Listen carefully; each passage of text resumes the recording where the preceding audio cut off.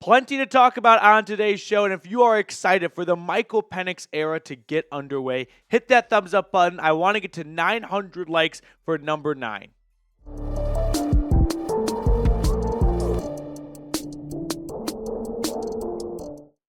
When the news came out last night that the Falcons were making a change at quarterback, I was literally too excited to wait until I got home to make a video, so I just filmed for my car, which was the video I put out last night. And now we get to talk about all the nitty-gritty details and some of the rumors coming out regarding Terry Fontenot being on the hot seat after a colossal failure, I think we could say, for giving Kirk Cousins that contract. But let me just open up by saying I completely agree with this move. I have been begging the Falcons to make this move for quite some time. I feel like the move should have been made after the Chargers game.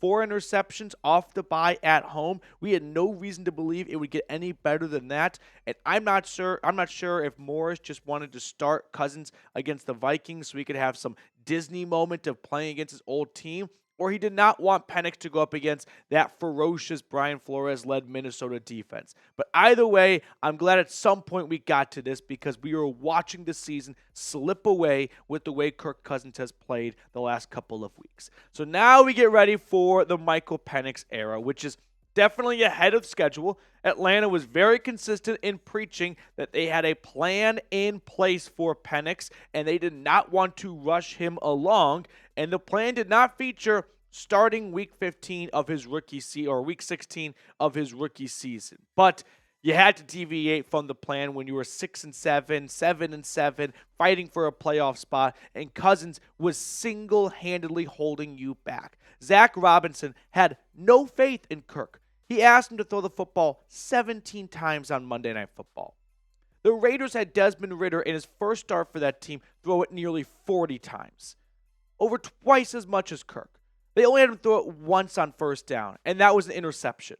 So there was no faith from the play calling in Kirk Cousins. We were just watching his old frail body go out there and have no mobility in the pocket whatsoever, no velocity, no zip on his passes, and just every single pass was a hold your breath moment and pray it's not intercepted or pray it's not dramatically overthrown.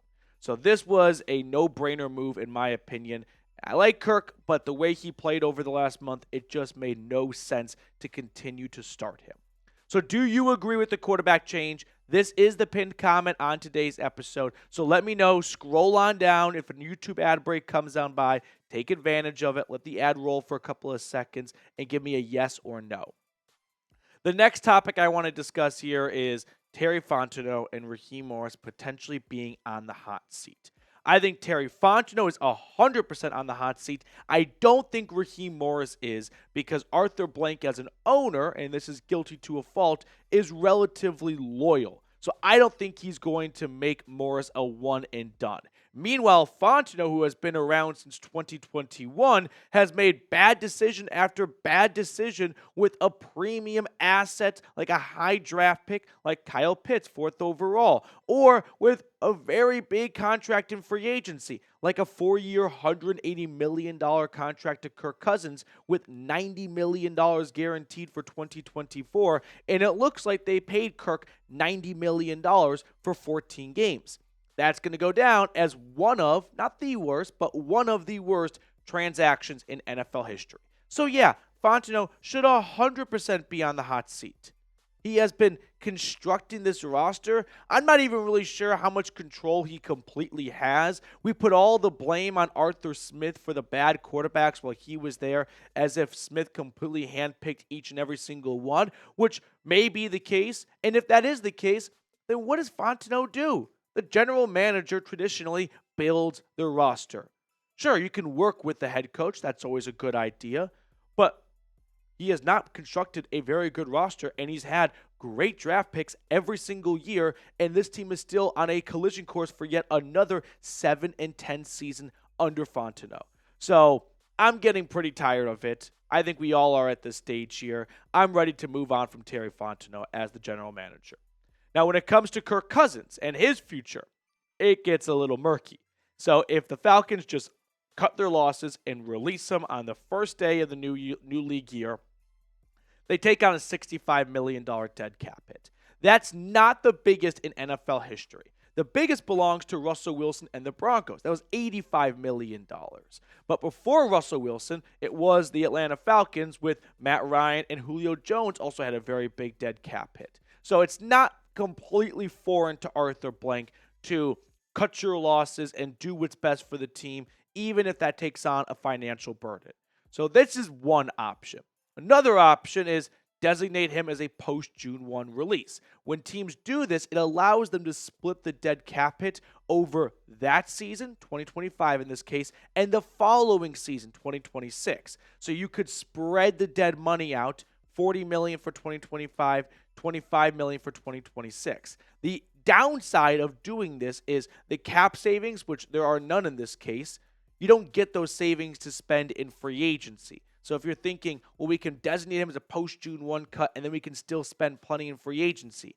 No, you don't get that money. You don't get that cap relief, which in this case is zero, so it's not really too consequential until after June 1. Now, what about a trade? We're going to talk about that next in just a moment. But first, a quick shout out to our friends over at PrizePicks. PrizePicks is the best place to get real money sports action. With over 10 million members and billions of dollars in awarded winnings, PrizePicks has made daily fantasy sports accessible to all.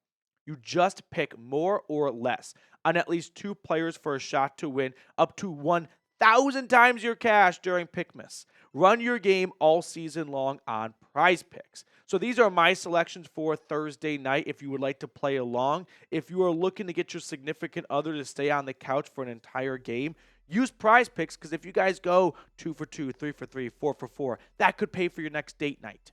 Download the app today and use code CLNS to get $50 instantly after you play your first $5 lineup. All of that information is in the comments and description of today's video. Download the app today and say it with me. Use code CLNS to get $50 instantly after you play your first $5 lineup. PrizePicks. Run your game. So let's talk about trading Kirk Cousins. It's not as simple as you might think.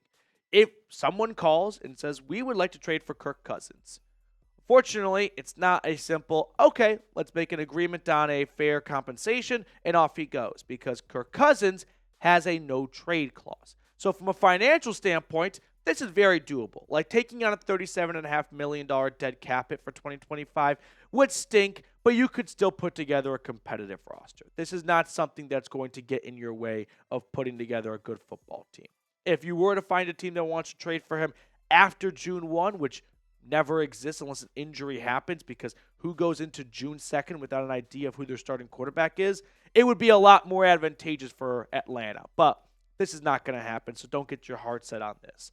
Now, a couple of trade teams and trade destinations that come to mind. The Cleveland Browns, definitely in the market probably for a new quarterback. The Tennessee Titans, Will Levis is going to get benched this week, so feels like that era is over with. The Colts, if they want to move on from Anthony Richardson, I don't think they will this quickly, but they did bench him already this season, so who's to say they won't go all the way? The Raiders and Giants, they don't fall in love with Cam Ward or Shedeur Sanders, or let's say both teams love one quarterback and the team that picks second isn't a fan of the other prospect, so Kirk Cousins is next up on their list. But I've got some hurdles when it comes to trading away Kirk Cousins. For starters, he has a no-trade clause. If I'm Kirk, I would exercise that no-trade clause. Think about it from his point of view. Signs with the Falcons. In his opening press conference, talks about how he wants to finish his career with the Atlanta Falcons. And what do? A month and change later, they draft his replacement, completely blindside him.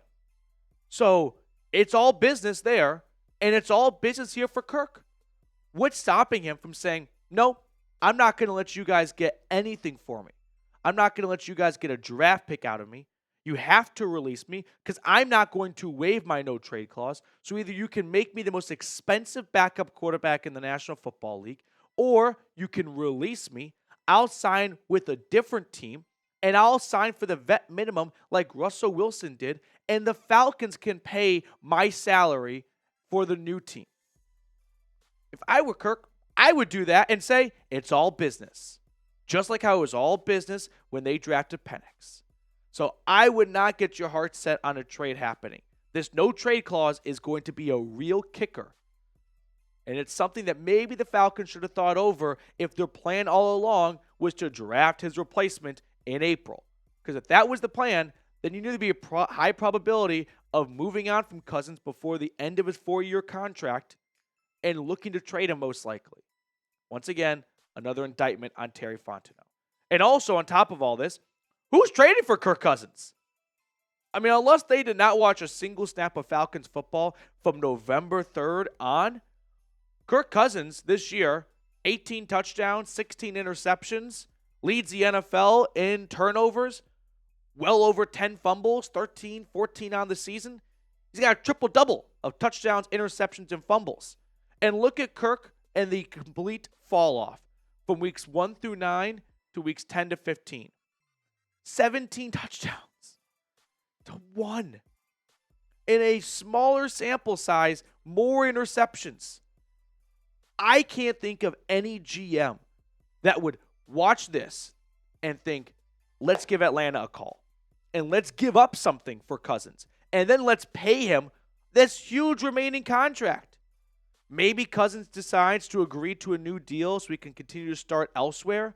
But I'm really scratching my head wondering, who the heck is going to call for Kirk Cousins? So this is a problem for the 2025 Falcons. Right now, the 2024 Falcons have to focus on the New York Giants, the Washington Commanders, and the Carolina Panthers with Michael Penix as their starting quarterback. But I don't envision this being a very clean separation. It could get messy. Now, when it comes to Fontenot, do you want to fire or keep? I think it's time to fire Fontenot. I'm really racking my head here thinking, what good moves has he made? Jesse Bates was a very good signing. I'm out. Imagine this was a drinking game where, like, drink when you think of a good move Fontenot made. Like, we'd all be stone cold sober. It'd be an AA meeting. That's what they should do at AA meetings. Just, if you're ever feeling like taking a sip, just think about, all right, name a good move Fontenot made, and then you can reward yourself. The whole country will be in prohibition. That will do it for us on today's episode. Thank you guys so much for tuning in. Lots of content to discuss over the next few days, so make sure to subscribe if you have not already.